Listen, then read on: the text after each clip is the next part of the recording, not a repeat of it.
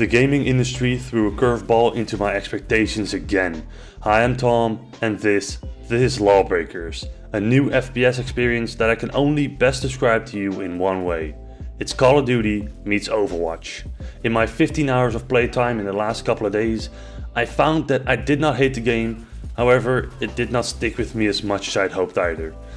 It had a lot of issues that were working against me and prohibited me from having the enjoyment that I wanted out of it. So let's take a look at what those issues were. Let's dive in.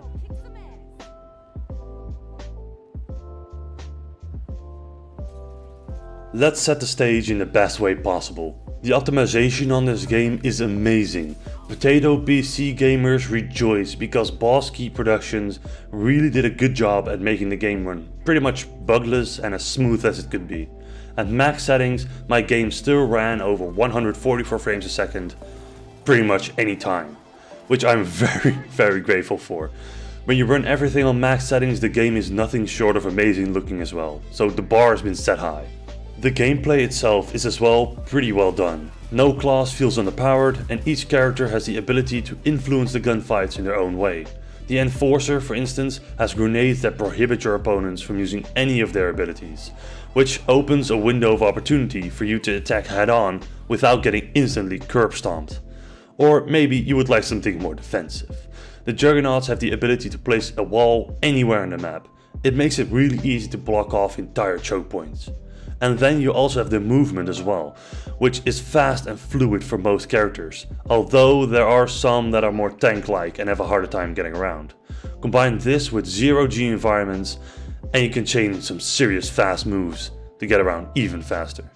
Another thing which I immediately liked about the game was the voice acting. Not only because the game accepts and works with the fact that it doesn't take itself so seriously and builds funny comments and in-game remarks on top of that, but also what put the cherry on top for me was the fact that they got Justin Roiland, co-creator of Rick and Morty, to voice the ball in the Blitzball game mode. Ball in play. Ally ball. You took the ball. Ball dropped. You took the ball. It's a nice detail and really makes it that much more fun to actually play the objective. And now that we're on the topic of objectives, Lawbreakers game modes are all objective based and require quite some teamwork to win. There's no option to choose which game mode you want to play though, which might sound like it's not positive.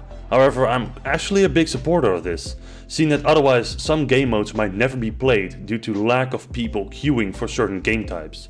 In this way, everybody queues for the same lobbies and makes matchmaking a lot faster.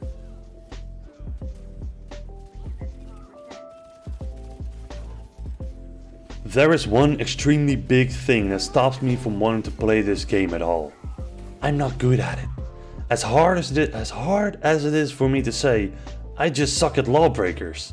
I don't know what it is, but every game I join, I get put in the dirt so fast it's not even funny anymore. I've played about 15 hours of the game and ended up with a kill-death ratio of 0.67, which is the worst kill-death ratio I've ever had in any game, ever. Now, of course, saying that the game is bad because I just suck at it is not a good argument.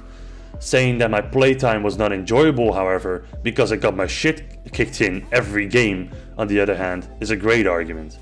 I want to give Lawbreakers a break, I really do. But when I'm not playing the game, I have little to no desire to go back to it because of this. Which is something you shouldn't have when you spend your own hard-earned money on it. Okay, the game is hard, we get it. There are other problems though. The game is $30, which means that there's not as much content as you would have hoped for in a multiplayer-only shooter. At first I thought that it wouldn't be that much of a problem. Less money for a smaller game, only logical.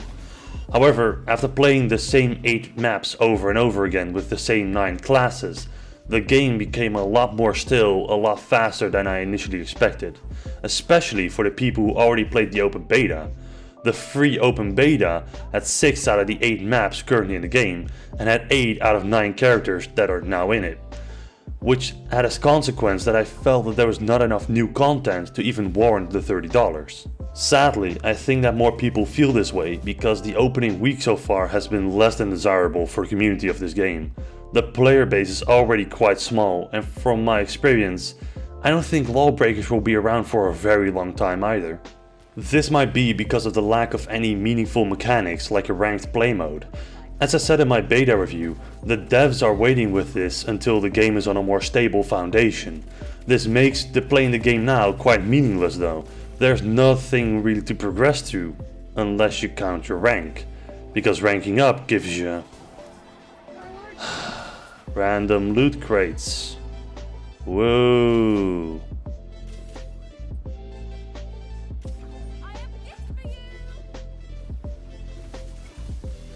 Guys and girls, Lawbreakers was a game I was really hyped for, to the point that I actually pre-ordered it.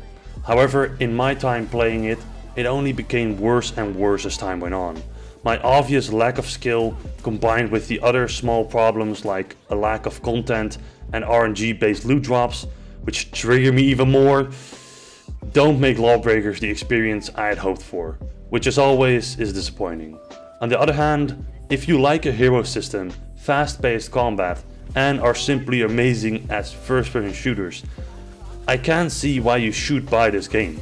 Lawbreakers is not for me, but it's not bad enough to say that nobody should buy it. So with conflicting feelings and a low kill death ratio, I'll say that Lawbreakers is only just worth the money.